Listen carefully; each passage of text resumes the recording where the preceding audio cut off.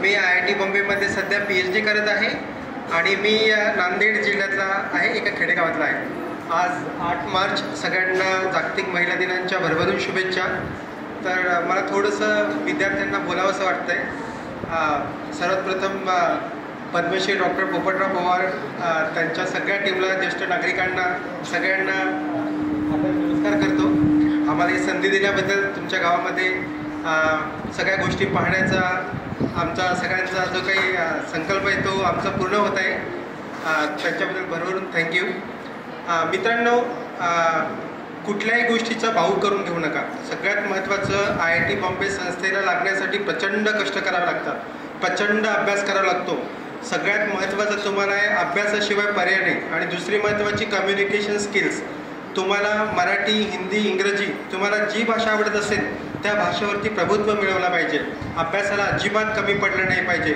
आपल्या मराठी मुलांमध्ये थोडाफार न्यूनगंड असतो की आपण मोठ्या जे आपल्या राष्ट्रीय स्तरावरती ज्या संस्था आहेत तिथपर्यंत आपण पोहोचू शकतो का नाही, हे आपल्याला भीती वाटत असते। तर अजिबात भीती बाळगायची नाही। सगळ्यात महत्त्वाचं, आपल्याला जमते तेवढा अभ्यास करायचा। अभ्यासाची पंचसूत्री कार्यक्रम असतो। सगळ्यात महत्त्वाचं लिखाण, आपण भरभरून लिखाण केलं पाहिजे। त्याच्यासोबत अभ्यासाला जे काही दिलेले पुस्तकं असतात ती पुस्तकं वाचन केली पाहिजे। त्याला आपण अवांतर वाचनाची सुद्धा जोड दिली पाहिजे। त्याच्याशिवाय पाठांतर, बरेच विद्यार्थी, बरेच पालक, बरेच लोक म्हणत असतात की पाठांतर हे महत्त्वाचं नाही, पण तुम्हाला मी आवर्जून सांगतो, जेवढं लिखाण महत्त्वाचं आहे, जेवढं वाचन महत्त्वाचं आहे, तेवढंच पाठांतरसुद्धा महत्त्वाचं आहे। त्याच्यानंतर येतं विचार करणे, की तुम्हाला दिलेल्या गोष्टी जमतात की नाही, तर ते स्वतः विचार करणं त्या गोष्टीवरती महत्त्वाचं आहे। आपण जे काही अभ्यासामध्ये, उदाहरणार्थ आहे प्रकाश संश्लेषण प्रक्रिया, वनस्पती आपलं अन्न कशा पद्धतीने तयार करतं हे आपल्याला संकल्पना समजून घेतलं महत्त्वाचं आहे। त्याच्याशिवाय त्याचं प्रॅक्टिकलमध्ये एखाद्या झाडापाशी जवळ जाऊन सगळ्या गोष्टी होतात कसं, पाणी कसं झाड शोषून घेतं, अन्न कशा पद्धतीने तयार होतं, पाणी हिरवेगार का असतात, अशा सगळ्या संकल्पना आपण स्वतःहून समजून घेतल्या पाहिजे। आपल्या शिक्षकांची मदत घेतली पाहिजे।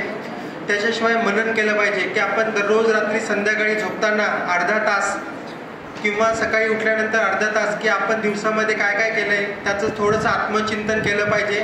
असा हा पंचसूत्रीचा कार्यक्रम आहे। प्रत्येक मुलाने, विद्यार्थ्याने हा पंचसूत्रीचा कार्यक्रम जर तुम्ही पालन केलात तर निश्चितपणे तुम्हाला IIT बॉम्बे नाही, तुम्हाला जगातील सर्वात मोठ्या संस्थेमध्ये सुद्धा प्रवेश कोणीही नाकारू शकत नाही। ते तुम्ही मनावरती बिंबवून घ्या।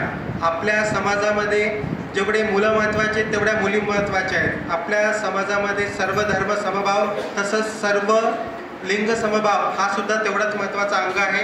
त्याच्यामुळे अजिबात भीता कामा नये, जेवढा जमते तेवढा अभ्यास करा। आणि थँक्यू सर, आम्हाला संधी दिल्याबद्दल।